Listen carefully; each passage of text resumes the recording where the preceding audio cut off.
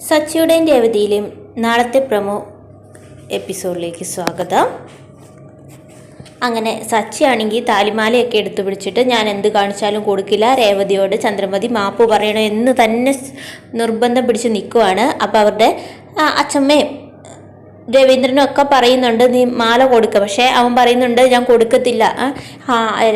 രേവതിനും രേവതിയുടെ വീട്ടുകാരും ഇങ്ങനെ ഒന്നിനും കൊള്ളരുതാത്തവളും കളിയാക്കി അമ്മ കുറേ നേരം ഈ പുച്ഛത്തോടെ സംസാരിക്കുന്നു. ഇനി എന്താണേലും രേവതിയുടെ അടുത്ത് മാപ്പ് പറയാതെ ഞാൻ ഈ താലി കൊടുക്കില്ല എന്ന് പറയുന്നു. പക്ഷെ ആരൊക്കെ പറഞ്ഞിട്ടും സച്ചി താലി കൊടുക്കാൻ തയ്യാറാകുന്നില്ല. അപ്പോഴത്തേക്ക് രേവതി വന്നേച്ച് പറയാം, ഒരു പെണ്ണാണ് ഇരിക്കുന്നത്, അവളുടെ ജീവിതത്തിലെ ഒരു പ്രധാനപ്പെട്ട ഒരു നിമിഷമാണ്, അത് നിങ്ങളായിട്ട് നശിപ്പിക്കരുത്, അങ്ങനെ നിങ്ങൾ ആ ശാപം അവളുടെ കയ്യിൽ നിന്നുള്ള ശാപം നിങ്ങളുടെ തലയിൽ നിങ്ങൾ ഏക്കരുത് എന്നൊക്കെ പറയുന്നുണ്ട്.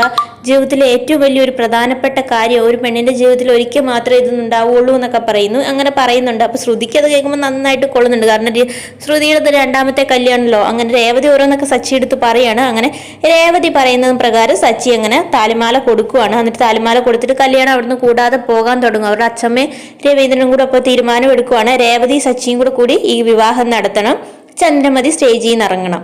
ചന്ദ്രമതിക്ക് അത് കേട്ടപ്പോഴത്തേക്കും ഭയങ്കര വിഷമമായി. കാരണം ഇടിവെട്ടേറ്റ മാതിരിയാണ് അവരാ പറഞ്ഞ വാക്കുകൾ.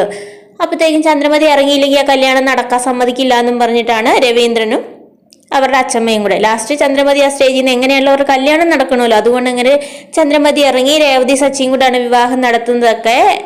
തൊട്ടതെല്ലാം നാശമാക്കുന്നവൾ തന്നെ ഈ വിവാഹം നടത്തി നല്ല രീതിയിൽ വിവാഹം നടത്തും എന്ന് തന്നെയാണ് അവരുടെ അച്ഛമ്മ പറയുന്നത്. നീ പറഞ്ഞ വാക്കുകളൊക്കെ തെറ്റിപ്പോയി ചന്ദ്രമതി, നീയല്ലേ പറഞ്ഞത് ഇവളെ കാരണമാണ് ഈ വിവാഹം നടക്കൂല എന്നൊക്കെ പറയുന്നത്. പക്ഷെ ഇന്നിപ്പോൾ ഈ വിവാഹം നടക്കാൻ കാരണം രേവതി തന്നെയാണ്.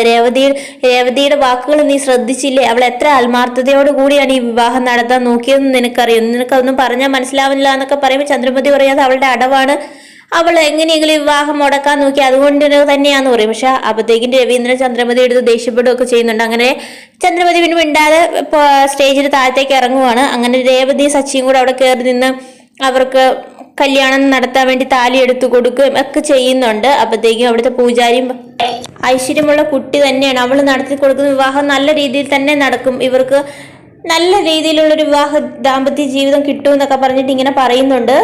അങ്ങനെ അവരുടെ വിവാഹമൊക്കെ നടത്തി അതിനുശേഷം അവർ സ്റ്റേജിൽ നിന്ന് ഇറങ്ങിക്കഴിഞ്ഞിട്ട് ഇവർ അമ്പലത്തിന് ചുറ്റും വലം വയ്ക്കാനൊക്കെ പോകുന്നുണ്ട്. അപ്പോഴത്തേക്കും അതിനുമെല്ലാം നടത്തുന്നത് രേവതി സച്ചിയും കൂടിയാണ്.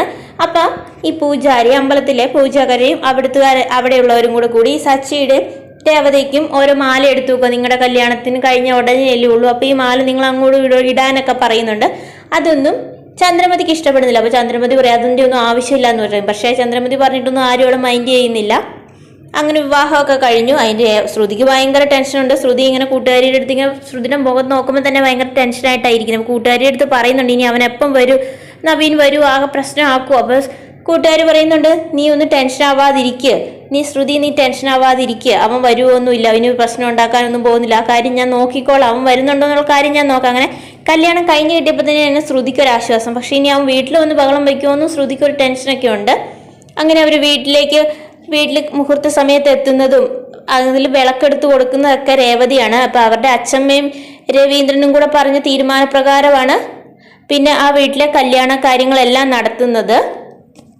എന്നിട്ട് ചന്ദ്രമതിക്കാണെങ്കിൽ അതിന് ദേഷ്യം കൂടി വരുവാണ് രേവതിയോട്. രേവതി കാരണമാണ് ഇപ്പോൾ ചന്ദ്രമതിയുടെ ഈ വിവാഹം നടത്താൻ പറ്റാതിരുന്നതും, ഞാൻ എത്ര ആഗ്രഹിച്ച് എൻ്റെ മോൻ്റെ കല്യാണം നടത്തണമെന്നിരുന്നു, അതെല്ലാം അവൾ കാരണമാണ് ഇല്ലാതാക്കിയതെന്നും പറഞ്ഞ് രേവതിയോട് ഭയങ്കര ദേഷ്യമാണ്.